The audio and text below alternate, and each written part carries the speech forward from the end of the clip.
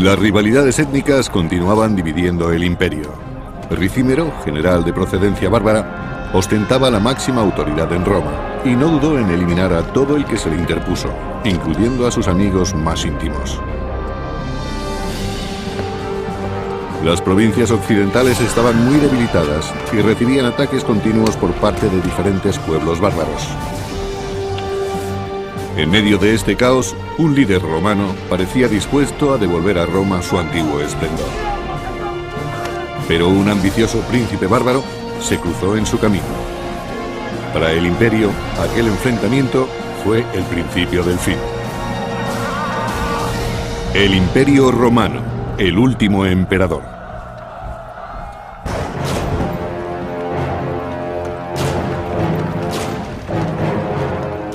En el siglo V después de Cristo, el Imperio Romano Occidental no era más que una sombra de lo que había sido. El imperio estaba sumido en una crisis profunda. Los bárbaros que había fuera de las fronteras presionaban para entrar en Roma. Y debido a la ruina económica, el imperio no tenía dinero suficiente para mantener un ejército fuerte y para sostener su infraestructura. Sin un ejército bien preparado, Roma estaba indefensa frente a una de las mayores fuerzas bárbaras. Se trataba de los hunos, dirigidos por su feroz caudillo, Atila. Calínico, cronista del siglo V, nos habla de sus hazañas. Los hunos tenían un ejército numeroso y capturaron más de 100 ciudades. Mataron a tantas personas que era imposible contarlas.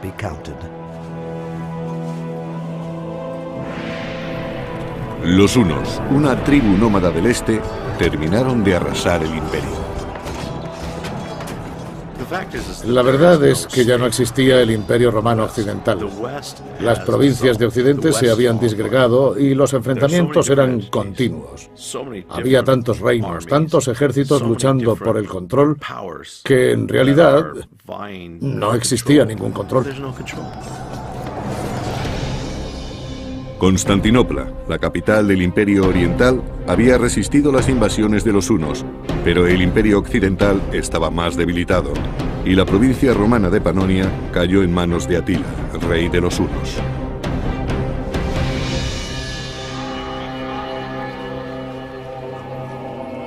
Ahora, en los antiguos territorios del imperio, los romanos obedecían a sus invasores, los hunos. Los romanos y los bárbaros eran muy diferentes.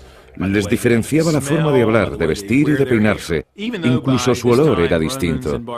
Y aunque en aquella época ya se habían acostumbrado unos a otros, la rivalidad no había desaparecido. Pero un romano supo desenvolverse en aquella complicada situación y halló la oportunidad de prosperar bajo la autoridad de Atila. Se trataba de Flavio Orestes. Orestes era romano, pero se había criado en los territorios dominados por los hunos y tenía un puesto importante.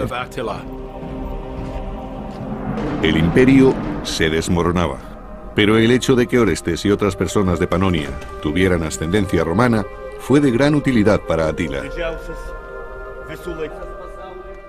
Muchos de aquellos hombres eran romanos, porque hablaban como los romanos, se desenvolvían como los romanos y tenían la cultura social propia de los romanos. Era algo muy común en esa época. Orestes sabía leer y escribir, lo que le hacía destacar entre los muchos aliados de Atila. Y muy pronto se convirtió en el secretario de la corte del jefe bárbaro. Orestes era consciente de los planes de Atila, que trataba de mezclar a los hunos y a los romanos. Por medio de matrimonios y alianzas políticas, pretendía crear un nuevo imperio en el norte.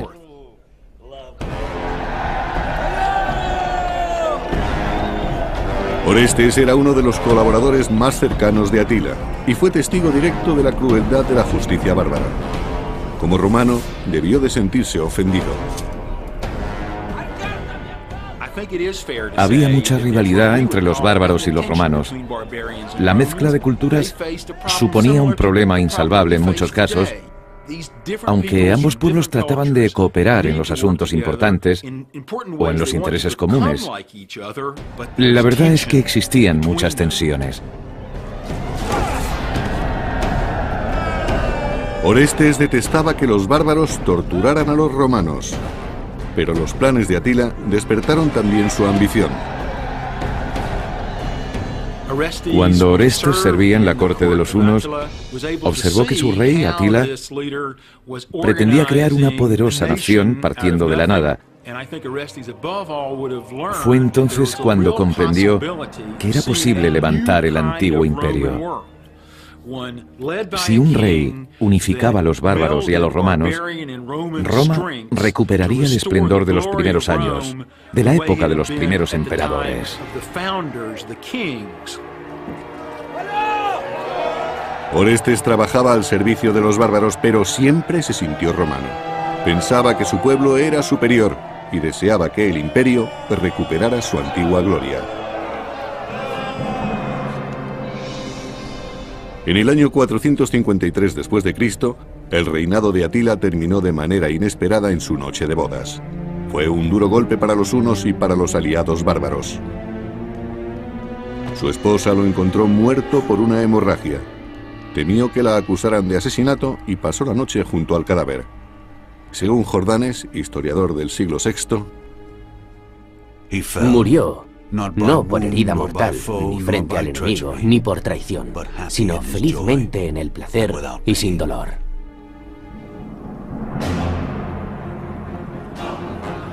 Sin embargo, la desintegración de los hunos no liberó a Roma. Aquello solo animó a otros pueblos bárbaros a invadir el decadente imperio occidental. Las ciudades romanas quedaron devastadas. El hambre y la pobreza se instalaron en sus calles.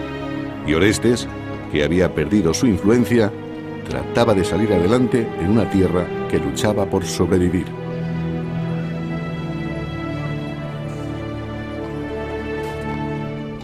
En algunos casos, según la región, la infraestructura se derrumbó muy deprisa. Los acueductos fueron abandonados y la alfarería perdió calidad. Todo se vino abajo. La planificación urbanística se deterioró y los edificios quedaron descuidados. Fueron tiempos de miseria y pesimismo.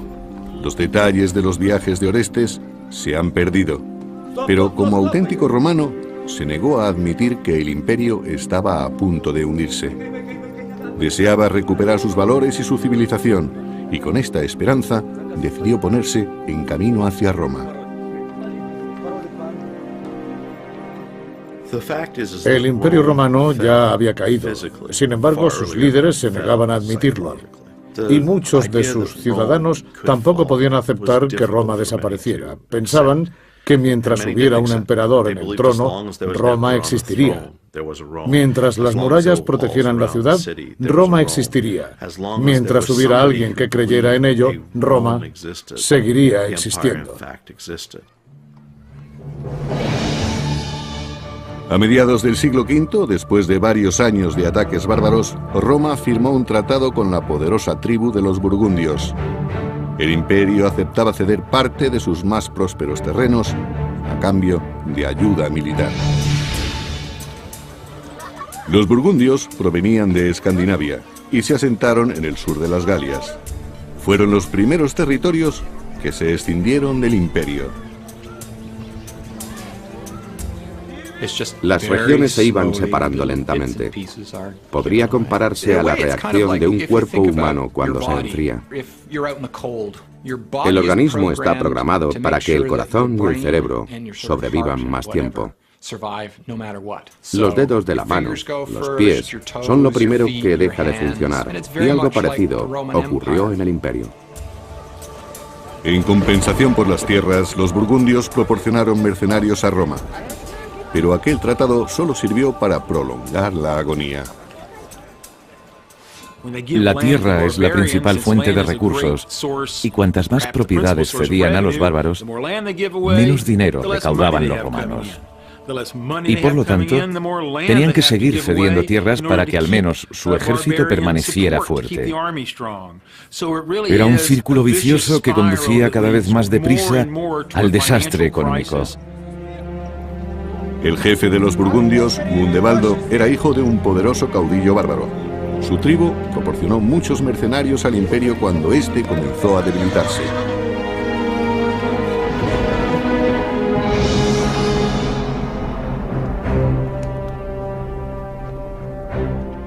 En la capital del imperio, Gundebaldo fue proclamado jefe del ejército. Pero su autoridad no se limitaba a los soldados, y fue él quien eligió al nuevo emperador, Glicerio.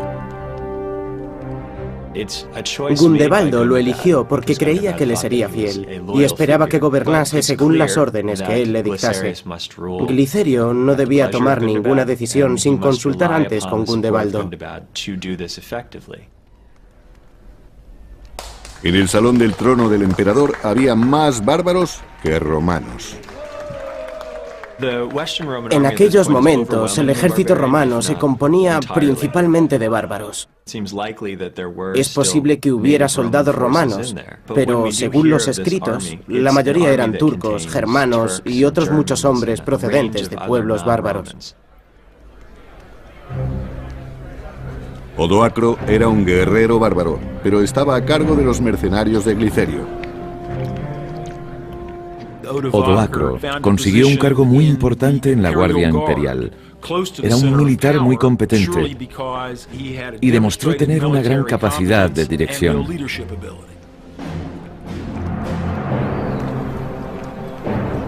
Tras la muerte de Atila, Orestes se había encontrado con una Roma decadente.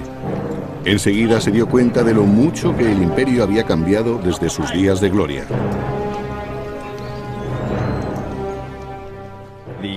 El poder del Imperio Occidental había desaparecido ya en el año 470, pero no todos los ciudadanos lo habían asumido.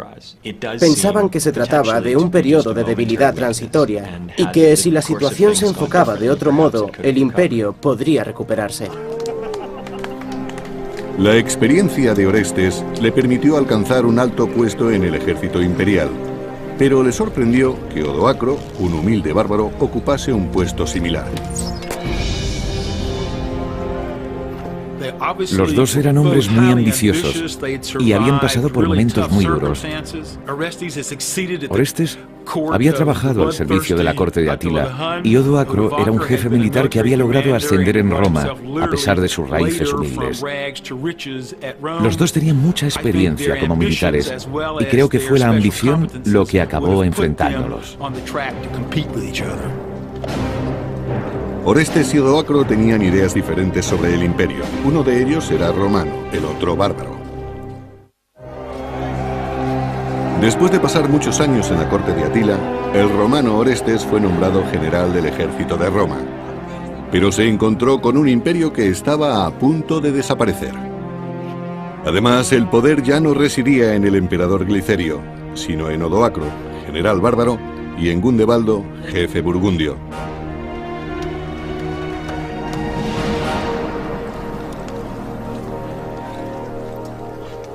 En el pasado, Roma ya había integrado mercenarios bárbaros en su ejército para asegurarse de que no consiguieran demasiado poder.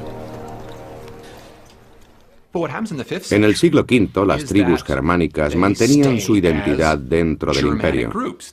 Conservaban su vestimenta, comida y cultura, así como su estructura administrativa, política y militar.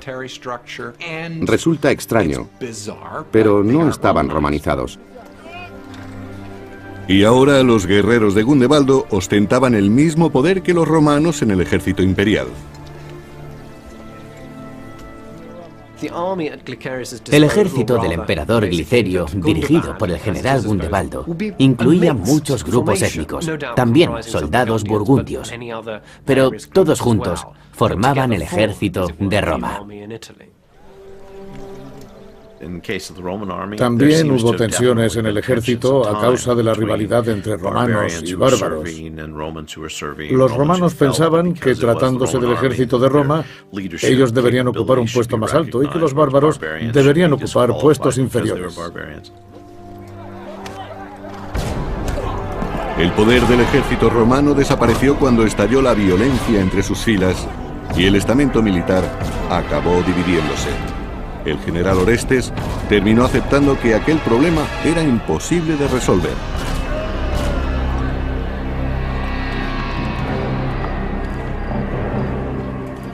Algunas tribus atacaron al imperio, que sufrió grandes pérdidas en las Galias. Los soldados romanos comenzaron a dudar de la lealtad de sus aliados bárbaros. Creo que, dada la situación, cada uno se ocupaba de sí mismo. Fue una época muy confusa y los ejércitos estaban integrados por grupos que no tenían los mismos intereses. Ni siquiera los romanos coincidían entre sí. Incluso en el campo de batalla reinaba el caos. El ejército ya no luchaba por el imperio, sino que cada soldado lo hacía por sí mismo. Cuando los bárbaros saquearon las costas mediterráneas del Imperio Occidental, el Imperio Oriental, con su capital en Constantinopla, decidió intervenir.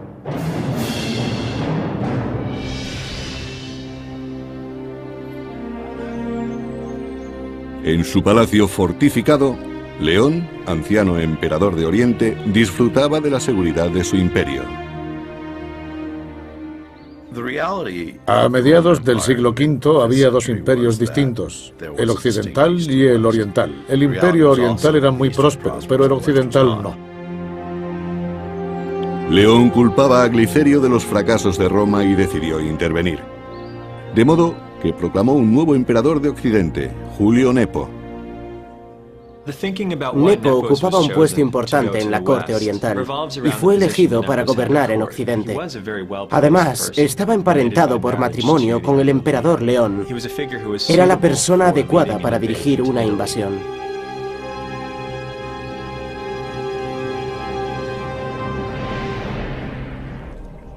En el año 474 después de Cristo, Nepo reunió un ejército y partió desde Constantinopla hacia la península itálica. Oriente quería reafirmar su influencia en Occidente y buscaron un candidato que derrocara a Glicerio. Su reacción no tuvo nada de sorprendente. Acababa de ser proclamado emperador, pero Nepo tenía que demostrar muchas cosas todavía si quería rescatar el imperio occidental de manos de los bárbaros.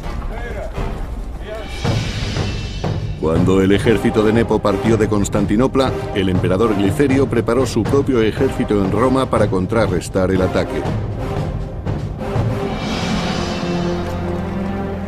Pero cuando Glicerio ordenó a Orestes y a Odoacro que aprestaran sus tropas para el combate, comprobó la falta de lealtad de los bárbaros.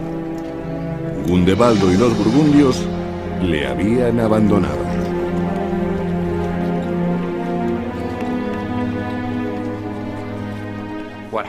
Gundebaldo abandonó al emperador y se convirtió en rey de los burgundios.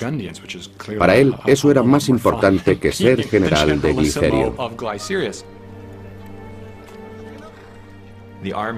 Los soldados no eran todos de procedencia romana, y por eso sus intereses no eran los que se esperarían si hubiesen sido ciudadanos romanos. Sin el apoyo de los burgundios, los ejércitos de Orestes y de Odoacro no podían salvar a Glicerio de las tropas invasoras de Nepo.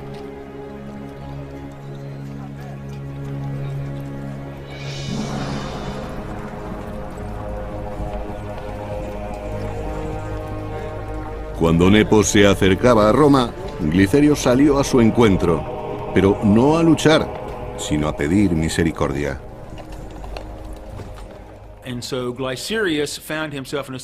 Glicerio se encontró con que ya no tenía soporte militar ni de sus bárbaros, ni de sus tropas locales. Cuando el Imperio Oriental envió a Nepo para que se hiciera cargo del Imperio Occidental, Glicerio tomó la única decisión racional que podía tomar. Se rindió sin luchar. Nepo, que había ido a Roma a derrotar a Glicerio, perdonó la vida al emperador. Nepo quiso aparentar que se trataba de un acuerdo legal y que sería proclamado emperador contando con el apoyo de Glicerio. Quería que pareciese que Glicerio lo consideraba más indicado para gobernar.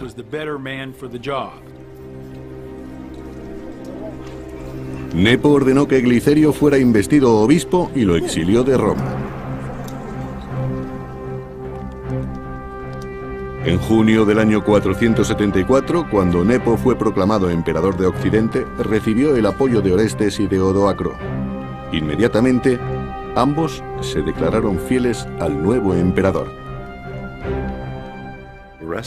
Como romano, Orestes consideraba que Roma seguía siendo un imperio y que él podría protegerla. Pero Odoacro opinaba que el imperio como tal ya no existía. Se trataba de dos militares muy competentes y muy capacitados, pero la existencia del imperio que querían remontar era dudosa.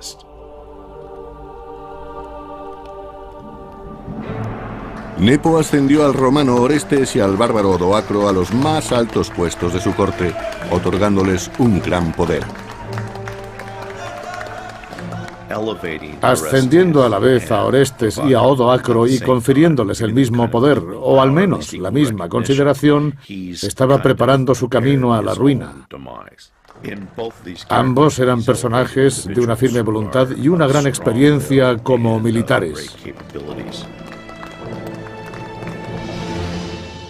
Pero los visigodos y otros pueblos bárbaros seguían realizando incursiones en el último territorio romano que quedaba en las Galias.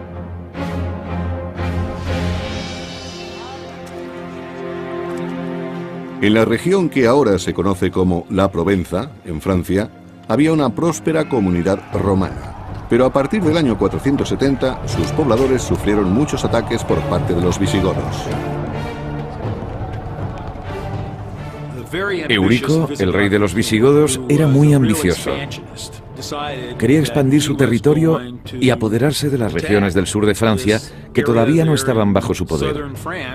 Tenía un ejército fuerte. Las fuerzas de los visigodos eran abrumadoras. Aquella invasión y todas las anteriores fueron reduciendo poco a poco los territorios romanos en las Galias. Finalmente, solo quedó una pequeña franja costera en lo que hoy es el sur de Francia. Los guerreros visigodos arrasaron las aldeas de la Provenza sin compadecerse de los ciudadanos romanos que estaban indefensos. El emperador de Oriente había enviado a Julio Nepo a Roma para que ocupara el trono del emperador de Occidente. Nepo confiaba en sus dos generales, Odoacro y Orestes, pero el imperio romano estaba terriblemente debilitado.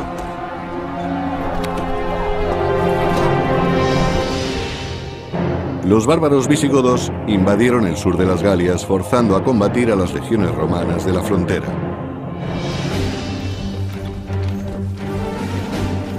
Pero los soldados imperiales no eran rivales para los visigodos. Los visigodos tenían más experiencia y su reino era más fuerte. Podían movilizar más hombres y sus tropas estaban mejor preparadas para enfrentarse a cualquier imprevisto en la batalla. El combate fue muy sangriento. Los romanos no sabían qué hacer.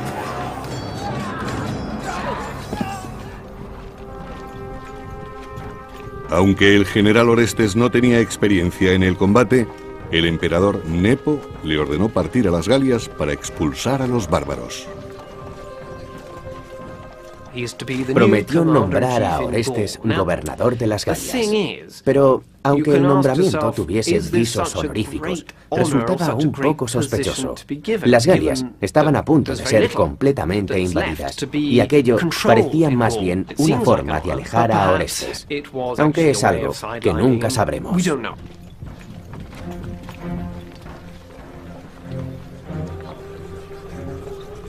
Pero en su campamento en la frontera romana, Orestes planeó una estrategia e intentó dejar a un lado a Odoacro y al nuevo emperador, Nepo.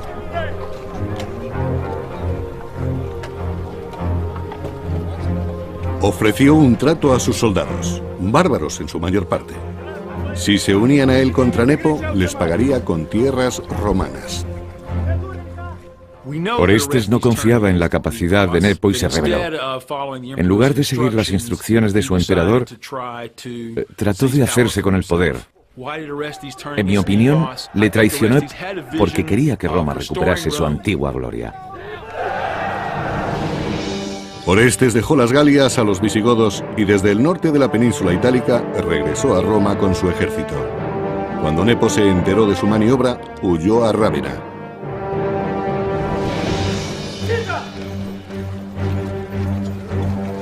En agosto del año 475, Orestes marchó hacia Rávena y ordenó a sus tropas que buscaran al emperador. Los soldados bárbaros saquearon la ciudad y destruyeron las propiedades de los ciudadanos. Orestes debía pensar que Nepo estaba vendiendo el imperio romano a los bárbaros. O quizás su ambición era muy fuerte y deseaba hacerse con el poder de todo el imperio. Pero a pesar de las amenazas, nadie reveló dónde se escondía el emperador. Nepo hubo de abandonar la ciudad en secreto. Según Jordanes, historiador del siglo VI, Nepo huyó a Dalmacia y vivió allí como un ciudadano más. Curiosamente, se trataba de la misma ciudad en la que el emperador Glicerio había sido nombrado obispo. Nepo vivió exiliado, pero se hizo llamar emperador hasta el año 480. Algunos historiadores le favorecen considerándolo el último emperador, pero hacía ya mucho tiempo que no lo era. Tras la huida de Nepo y con los soldados bárbaros bajo su mando, Orestes pensó que podría restaurar el orden en un imperio sumido en la anarquía.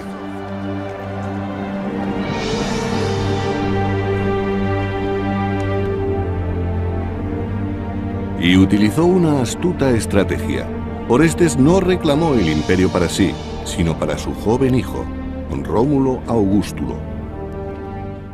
Orestes era consciente de su situación. Se había criado entre bárbaros y había prestado servicio en la corte de los hunos. Así que era probable que los romanos lo rechazaran como emperador. Sin embargo, aceptarían a su hijo Rómulo, que era romano y se había criado en Roma. Orestes no tuvo en cuenta lo insignificante que era el cargo de emperador en aquel momento. Rómulo permaneció protegido en la ciudad de Rávena. Rómulo estaba al cuidado de su tío Paulo. Todavía era solo un adolescente, de ahí que su segundo nombre fuera Augustulo, pequeño Augusto. El joven Rómulo obedeció las órdenes de su padre. Era Orestes el que dirigía el imperio y acabó alejando a su rival Odoacro para convertirse en el hombre más poderoso de Roma.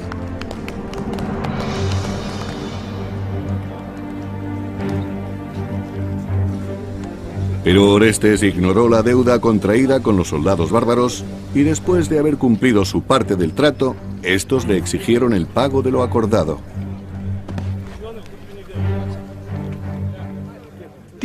Los bárbaros querían establecerse en las tierras del imperio. Sin embargo, Orestes como romano no quería que eso ocurriera y se negó a cederles esos territorios. Orestes no podía pagar a los soldados, y los soldados querían un emperador que les pagara. Por eso, cuando Orestes no les dio el dinero ni las tierras que les había prometido, los bárbaros decidieron que solo tenían una opción: librarse del emperador y nombrar otro que sí les diera lo que demandaban. Con la ayuda de sus guardias, Orestes logró escapar, pero subestimó el poder del ejército bárbaro. Y los soldados buscaban venganza.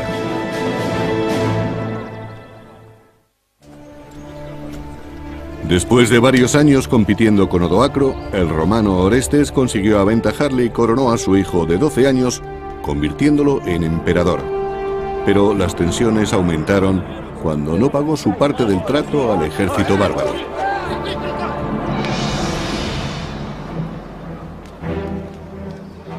Orestes les negó las tierras que les había prometido, y los soldados recurrieron al rival del general romano, Odoacro. Los soldados tomaron una decisión racional. Fueron en busca de Odoacro con quien tenían mayores posibilidades de satisfacer sus demandas. Odoacro era bárbaro y confiaban en que no pondría tantos reparos en darles tierras, dinero o cualquier cosa que le pidieran a cambio de su apoyo. Los soldados hicieron una oferta a Odoacro que éste no podía rehusar. Le dijeron que le nombrarían rey a cambio de tierras. Y evidentemente a Odoacro le pareció un buen trato.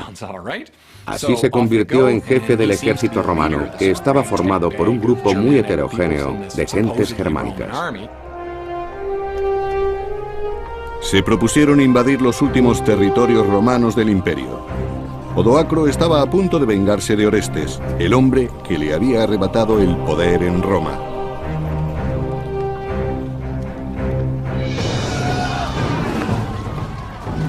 Inmediatamente sus huestes empezaron a saquear las ciudades romanas.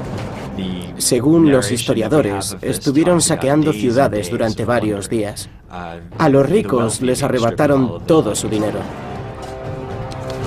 Los soldados bárbaros habían arriesgado su vida por un imperio que no sentían como suyo y consideraron que Roma tendría que pagar con sangre lo que no podía pagar con dinero ni con tierras.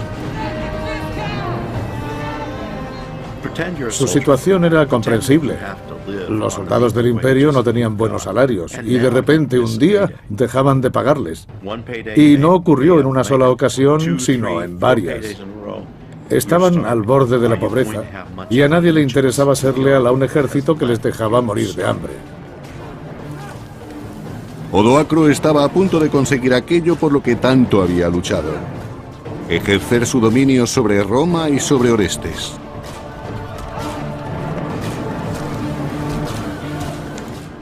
Lo que ocurrió en el año 476 no fue exactamente una guerra. No hubo invasiones ni grandes batallas, solamente había soldados que trataban de sobrevivir. Y para conseguirlo, tenían que hacer todo lo necesario. Estaban entrenados para luchar y lucharían contra todo aquel que se interpusiera en sus planes. Por eso los levantamientos y los saqueos eran continuos. Orestes decidió dejar a su hijo, el joven emperador Rómulo, en Rávena, al cuidado de su tío Paulo. Después, el general bárbaro escapó a Ticino, en el norte de Italia. Orestes se vio obligado a refugiarse en Ticino, la moderna Pavía, para escapar de Odoacro y de su ejército. Sabemos por algunos escritos que el obispo de Pavía dio refugio a Orestes. Pero no logró librarse de la ira de los bárbaros. Orestes se vio forzado a huir cuando Odoacro y sus hombres registraron la iglesia tratando de apresarlo.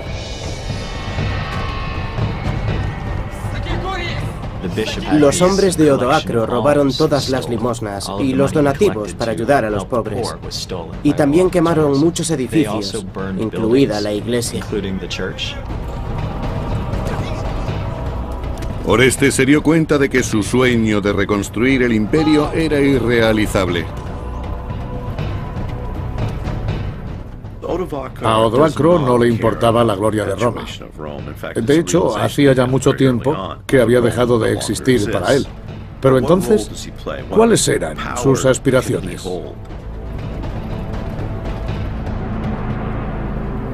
Orestes y su guardia escaparon de Ticino. Trataban de ganar tiempo para preparar el enfrentamiento contra Odoacro. Hacía mucho tiempo habían sido compañeros en la corte. Ahora ambos luchaban por el poder. Ambos estaban muy orgullosos del puesto que ocupaban y ninguno quería reconocer la autoridad del otro. Por tanto, el enfrentamiento era inevitable. Orestes y su ejército llegaron finalmente a Plasencia, la moderna Piacenza, antes de enfrentarse a Odoacro en el campo de batalla.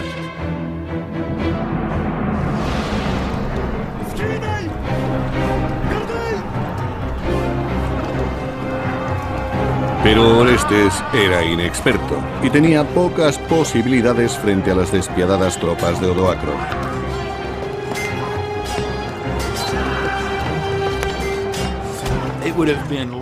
La batalla fue muy violenta. En realidad, no es el entrenamiento militar lo que da la victoria a un ejército.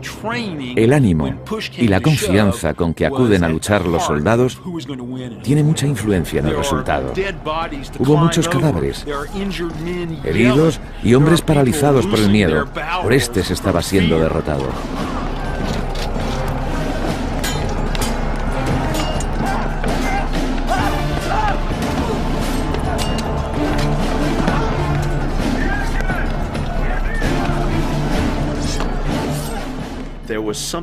Todavía había soldados que creían en el imperio y en que algún emperador lograría devolverle su antigua gloria.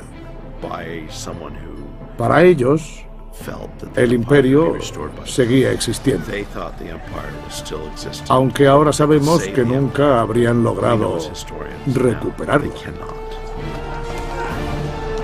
Aunque fuera una locura, Orestes se negaba a admitir la derrota.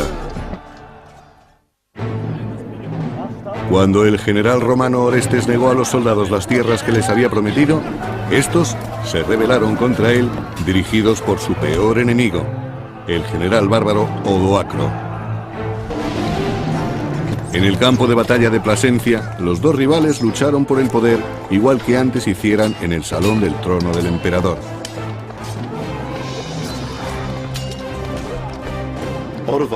Odoacro y Orestes eran los dos personajes más importantes del Imperio Occidental. El futuro de Roma dependía de ellos y deberían haber colaborado juntos. Nunca se plantearon llegar a un acuerdo. Eran demasiado ambiciosos y recurrieron a la guerra. Se enfrentaron en una lucha a muerte, y cuando por fin terminó la batalla, Orestes, el romano, sucumbió ante el poderoso bárbaro.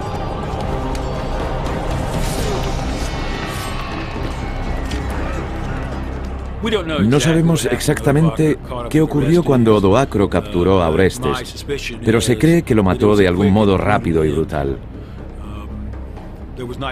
No se celebraron ceremonias ni funerales en su honor. Orestes simplemente desapareció. Estoy seguro de que su ejecución fue inmediata, silenciosa y cruel. Enseguida, Odoacro y sus tropas marcharon contra Rávena. Su último objetivo era eliminar al joven hijo de Orestes, el último emperador romano occidental. Rómulo Augustulo, de 12 años, y su tío Paulo desconocían la muerte de Orestes y no estaban preparados para el ataque de los hombres de Odoacro.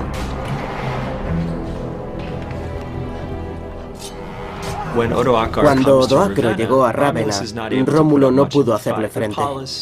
Era demasiado joven y no tenía experiencia, pero Paulo trató de proteger a su sobrino. Los hombres de Odoacro mataron a Paulo y capturaron al emperador. Aterrado, el joven trató de escapar. Era el último emperador romano y los bárbaros habían decidido eliminarle. No pudo esconderse de ellos. No tenía escapatoria. En realidad, Rómulo no era más que un títere. Odoacro no tenía motivos para asesinarlo. Pero el despiadado guerrero tomó una decisión sorprendente. Perdonó la vida al joven emperador y lo envió al exilio. Al perdonarle la vida a su enemigo, Odoacro mostró una gran clemencia. Con esta actitud, demostró a los romanos que era un soberano justo. En el año 476, Odoacro se convirtió en el primer gobernante bárbaro de Roma. Aunque ahora Odoacro era rey, no era el rey de Roma ni del imperio. Solo era el rey de sus huestes, de aquel variado grupo de gente que constituía el ejército. Odoacro fue rey, no emperador. El imperio romano, que surgió en el año 27 a.C., había desaparecido 500 años después de su nacimiento. Fue el final de los emperadores romanos en Occidente. El siguiente gobernante fue rey. En Oriente sí había un emperador romano, pero no podía controlar Occidente. Desde el punto de vista político, la situación había sufrido un gran cambio. Desde Constantinopla, el emperador oriental Zenón conoció la noticia de la caída de Roma. Durante mucho tiempo, aquel había sido el mayor temor del Imperio Oriental. Un mensajero transmitió las palabras del joven emperador Rómulo. Odoacro exigió a Rómulo Augustulo una última cosa. Debía enviar un mensajero a Constantinopla, en nombre del Senado y del emperador, para que comunicase en el Imperio Oriental que no se necesitaba ningún emperador en Occidente. Con un rey bárbaro gobernando en Roma, los símbolos imperiales ya no tenían sentido. Sabemos que Odoacro fue proclamado rey y que no vistió púrpura ni llevó la corona de oro del emperador romano. Él mismo decidió prescindir de los símbolos y las costumbres de Roma. Odoacro tenía la intención de ser algo nuevo, el rey de Occidente, no el emperador. Las vestiduras, coronas y joyas quedaban para el emperador de Oriente. Para Odoacro estas riquezas ya no significaban poder y prestigio, sino fracasos y pérdidas. Los bárbaros y sus familias se asentaron en las tierras que habían pertenecido a Roma. Eran los territorios por los que tanto habían luchado. Occidente estaba ahora en sus manos. Odoacro cumplió lo que había acordado con sus soldados y les dio lo que les había prometido. Demostró a su ejército que era un hombre de palabra. Los territorios del imperio fueron rápidamente ocupados por los bárbaros. Las haciendas se llenaron de mujeres y niños. Al principio, Roma se fortaleció porque aceptó a los extranjeros, pero cuando los bárbaros empezaron a llegar en gran número y quisieron formar parte del Imperio Romano, los romanos ya no pudieron ni quisieron aceptarlos como habían hecho antes. Sus razones eran muy complejas, pero fue un error. El hecho de no aceptar a los extranjeros fue lo que poco a poco debilitó al imperio y uno de los motivos principales de la caída de Roma. Pero a pesar de la caída del imperio, su legado sobrevivió. En lugares remotos como monasterios y bibliotecas, la cultura de la civilización romana se salvó y conservó milagrosamente. El recuerdo de Roma perduró en aquellos lugares en los que prevalecía el deseo de aprender. Muchos libros registraron las costumbres de aquel imperio y con el tiempo sus tradiciones, su literatura y su cultura llegaron a considerarse los cimientos de la sociedad civilizada. Roma nos ha legado una inmensa cultura, especialmente a nosotros, a Occidente, y también muchas instituciones y terminología. Las lenguas que hablamos tienen su origen en Roma. No podríamos escapar de la herencia del imperio, aunque lo intentáramos. Y eso es lo más importante de todo.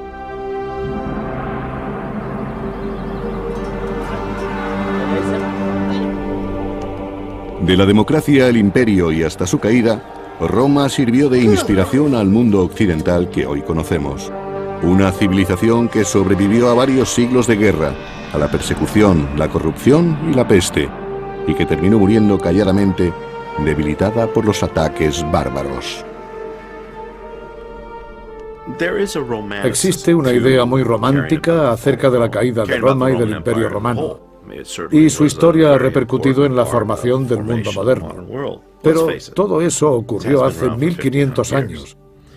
¿Por qué tendríamos que ocuparnos de ello ahora? En mi opinión, la respuesta es muy sencilla. Debemos conocer los datos porque en Roma se cimentaron los aspectos más significativos de la historia de la humanidad y también los más terribles. Y si los analizamos, acabaremos comprendiéndolos. Quizás así podamos aprender de sus aciertos y evitar sus fracasos.